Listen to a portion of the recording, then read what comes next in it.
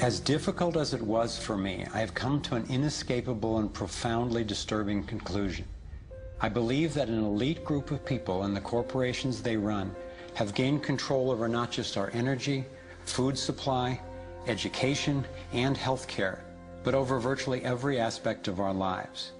And they do it by controlling the world of finance, not by creating more value, but by actually controlling the source of money.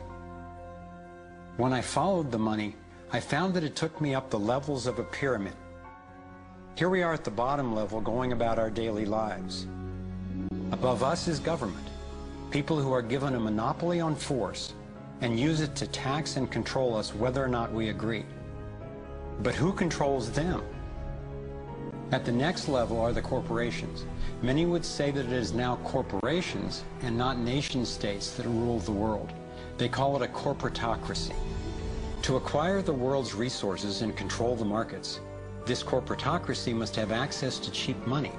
The big corporations get their loans at special rates from the big banks, which means that those who control the major banks, the moneyed elite, ultimately control the corporations.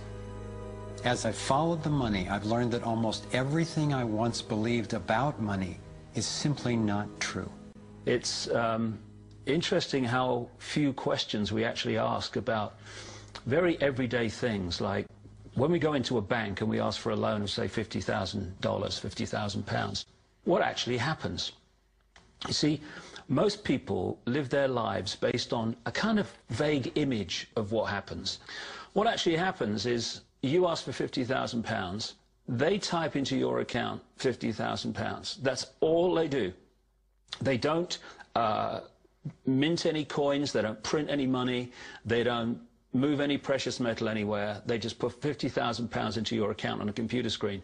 From that moment, you start paying interest on money that has never, does not, and will never exist. It turns out that banks actually have about 9 times as much money loaned out as they have on reserve in their vaults.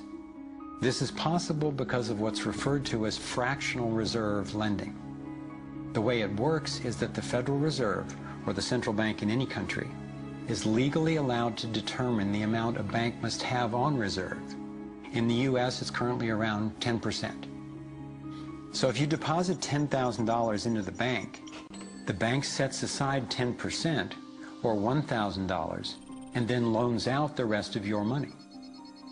The way it works is, say another person comes into the bank and asks for a car loan of $9,000. At this moment, the bank loans out the $9,000 from your original deposit. It isn't there anymore. The borrower then pays the person selling the car, and they go deposit the money into another bank, which is part of the same central banking system. This $9,000 is treated as a new deposit, and the process continues. The money gets redeposited and reloaned until the initial deposit of $10,000 becomes $100,000. The banking system just created $90,000 by loaning out your money. Apparently it began with the goldsmiths in the 17th century when people were trading in gold. Gold was heavy to carry around, so people stored the actual metal in vaults and traded receipts instead. Those receipts were the first paper money. Since only a few people would withdraw their gold at any given time, the vault owners, basically the new bankers, began creating receipts for more metals than they actually held.